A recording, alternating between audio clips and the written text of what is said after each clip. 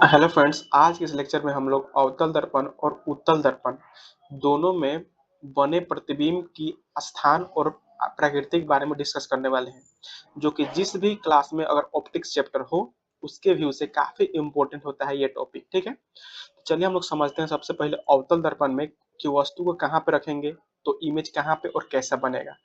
तो अवतल उत्तल दर्पण में समझने से पहले एक दोनों में कॉमन पॉइंट है कि या तो उत्तल दर्पण हो या अवतल दर्पण हो। कोई भी दर्पण रखे, जो कि हम यहाँ पे अवतल दर्पण ले रहे हैं, और यहाँ से एक प्रधान अक्ष होता है और यहाँ पे पी पॉइंट होता है जिसको हम लोग ध्रुव बोलते हैं, तथा यहाँ पे एक एफ होता है जिसको हम लोग फोकस बोलते हैं, और एक सी होता है जिसको हम लोग वाक्ता त्रिज्या बोलते हैं। ठीक है, तो ये तो दोनों में कॉमन पॉइंट रहेगा यहाँ पे, जब चाहे उत्तल दर्पण रखें या अवतल दर्पण रखें। ठीक है, तो हम लोग दोनों में वस्तु एक ही स्थान पर रखेंगे, यानी कि हम लोग जैसे सी के बाहर यहाँ पे हम लोग इन्फिनिटी मानते हैं और एक वस्तु यहाँ पर रखेंगे जो कि इन्फिनिटी पर हम लोग बोलेंगे। एक रखेंगे वस्तु को सी और इन्फिनिटी के बीच में। ठीक है, फिर एक वस्तु हम लोग रखेंगे रखेंगे सी पे, और फिर एक वस्तु रखेंगे एफ और सी के बीच में। एफ पर भी हम लोग रखेंगे और लास्ट में हम लोग पोल और फोकस के बीच में रखेंगे, यानी कि इसको हम लोग नंबरिंग देते हैं 1 2 3 4 5 6। हम दोनों दर्पणों में इसी तरह वस्तु को रखे हैं, आप देख भी सकते हैं। तो चलिए हम लोग सबसे पहले समझते हैं अवतल दर्पण में कि वस्तु को रखे हैं 1 2 3 4 5 6, यानी कि 6 स्थान पे हम लोग वस्तु को रखे हैं। जो कि फर्स्ट को हम बोलेंगे कहाँ पे रखे हैं तो इन्फिनेटिव पे, सेकेंड को तो इन्फिनेटिव यानी कि अनंत और सी के वक्ता केंद्र जो होता है उसके बीच में रखे हैं। ठीक है, तो इस तरह तो आप समझ सकते हैं कि हम लोग वस्तु को कहाँ पर रखे हैं। अब सीधा इस कंसेप्ट में क्या करना है कि आपको फोकस से इसको नीचे की ओर एक तीर बनाना है, फिर दोनों के बीच में यानी वक्रता त्रिज्या और फोकस के बीच में बनाना है आपको। फिर इस तरह इसका लाइन को बढ़ाते जाना है। ठीक है, दोनों के बीच में। ठीक है, ये समझने का तरीका होता है जो कि 6 केस को हम लोग एक फोटो में समझ पाते हैं। ठीक है, तो सबसे पहले इसमें एक होता है कि जो आपका 6 इमेज होता है ना, छठा इमेज, यह केवल दर्पण के पीछे बनता है। ठीक है, जो कि काल्पनिक और आभासी सीधा बारह होता है। ठीक है, अब देखिए अगर हम बोलेंगे कि ऑब्जेक्ट, ये सब ऑब्जेक्ट है, ऑब्जेक्ट एक जो है वो कहाँ पर रखा गया है तो आप बोलिएगा कि इन्फिनिटी पर रखा गया है। ठीक है, तो हम यहाँ से पूछा जाएगा कि इन्फिनिटी पर रखने पर वस्तु को उसका इमेज कैसा बनता है। तो यह एक नंबर है, तो एक नंबर देखिए यहाँ पे कहाँ पे बन रहा है, तो आप देख रहे हैं कि एक यहाँ पे बन रहा है, यानी कि कहाँ पे बन रहा है, फोकस पे बन रहा है।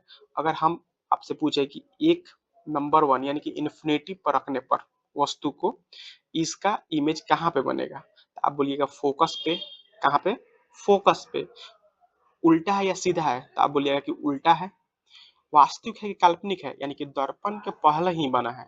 ठीक है, तो यह आपका वास्तविक होगा। कैसा होगा, वास्तविक होगा, उल्टा होगा। ठीक है, वास्तविक और उल्टा होगा। ठीक है, इसी तरह 6 कंसेप्ट होता है। अगर फिर हम बोले कि इन्फिनेटिव और वक्ता केंद्र के बीच में वस्तु को रखें, यानी कि नंबर 2 की बात हो रही है, तो 2 नंबर का यानी कि ऑब्जेक्ट 2 का इमेज कैसा बनेगा, तो फिर आपको इसी फिगर में देखना है कि 2 कहाँ पे है, यहाँ पे है।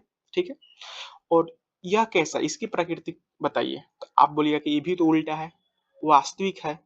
उल्टा और वास्तविक है ना, तो ये भी आपका उल्टा और वास्तविक होगा। ठीक है, तो इसी तरह तो इसमें मेन जो कि ऑब्जेक्टिव के माध्यम से आता है, तो पूछा जाता है कि बराबर कहाँ पे बनता है। तो यानी कि आप देख रहे हैं ऑब्जेक्ट 3 जो कि कहाँ पे रखा गया है, वक्ता केंद्र पे रखा गया है। तो वक्ता केंद्र पर वस्तु को रखने पर कहाँ पे बनता है, वक्ता केंद्र पे ही बनता है। ठीक है, जो कि बराबर होता है। कैसा होता है, सेम साइज का इमेज बनता है। ठीक है, अब देखिए अब देखिए, अब नंबर 5 जो कि यहाँ पे है, कहाँ पे है, तो आप बोलिएगा फोकस पे है।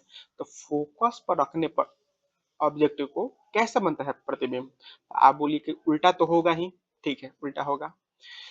वस्तु से छोटा या बड़ा कैसा होगा, तो वस्तु से बड़ा नहीं बल्कि बहुत बड़ा बनता है। ठीक है, तो आप यहाँ पे देख रहे हैं कि बहुत बड़ा प्रतिबिंब बना है। ठीक है, कहाँ पे वस्तु रखा गया है, तो फोकस पे रखा गया है, तो इसका प्रतिबिंब बहुत बड़ा बना है। ठीक है, तो इसी तरह हम लोग उत्तल दर्पण भी समझते हैं। तो सबसे पहले आप समझ रहे हैं कि यह उत्तल दर्पण है। ठीक है, और यहाँ पे यह कौन सा पॉइंट है, तो आप बोलिएगा कि एफ यानी कि फोकस है।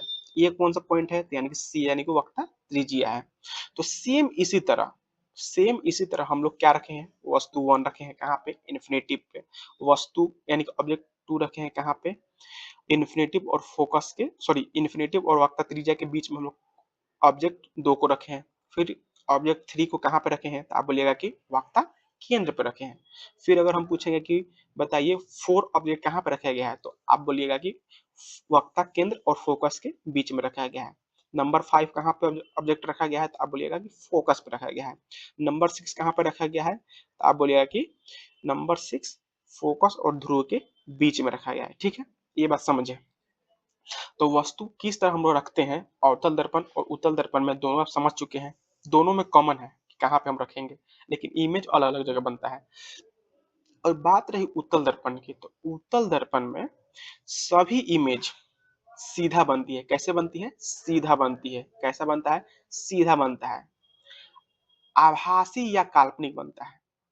क्यों, क्योंकि यहाँ से हम लोग डॉटेड लाइन से यानी कि इमेजिंग रेखा से मिलाते हैं, जो कि दर्पण के पीछे बनता है, तो जो कि सभी काल्पनिक हो जाते हैं। और कैसा बनता है, तो छोटा बनता है। कैसा बनता है, तो छोटा बनता है। ये बिल्कुल आसान होता है, केवल आप अवतल दर्पण समझ लीजिएगा, तो उत्तल दर्पण खाली ध्यान से देखने से ही आपको समझ में आ जाएगा।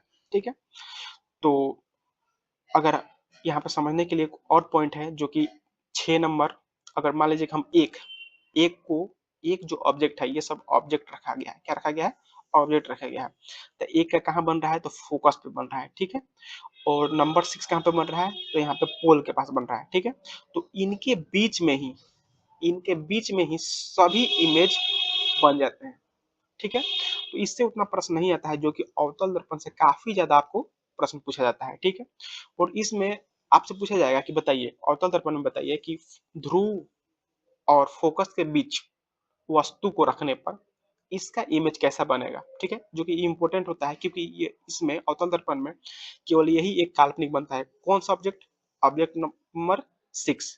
तो आप क्या बोलिएगा कि यह दर्पण के पीछे बनता है, यानी कि काल्पनिक बनता है और सीधा बनता है और बड़ा बनता है। ठीक है, और इसमें से एक और प्रश्न आता है कि सेम साइज का कहाँ पे बनता है। ठीक है, यह आपसे पूछ देगा कि वक्ता केंद्र पर वस्तु को रखने पर कैसा प्रतिबिंब बनता है। तो आप बोलिएगा कि उल्टा बनता है। ठीक है सर, उल्टा हो गया। वास्तविक काल्पनिक, तो आप बोलिएगा कि सर वास्तविक बनता है। ठीक है, और साइज बताइए, तो आप सेम साइज का बनता है। ठीक है, इससे ज्यादा प्रश्न पूछे जाते हैं। ठीक है, और उत्तल दर्पण में आपके आवर्धन को बता दें, तो उत्तल उत्तल दर्पण का आवर्धन आपका पॉजिटिव होता है। कैसा होता है, पॉजिटिव होता है।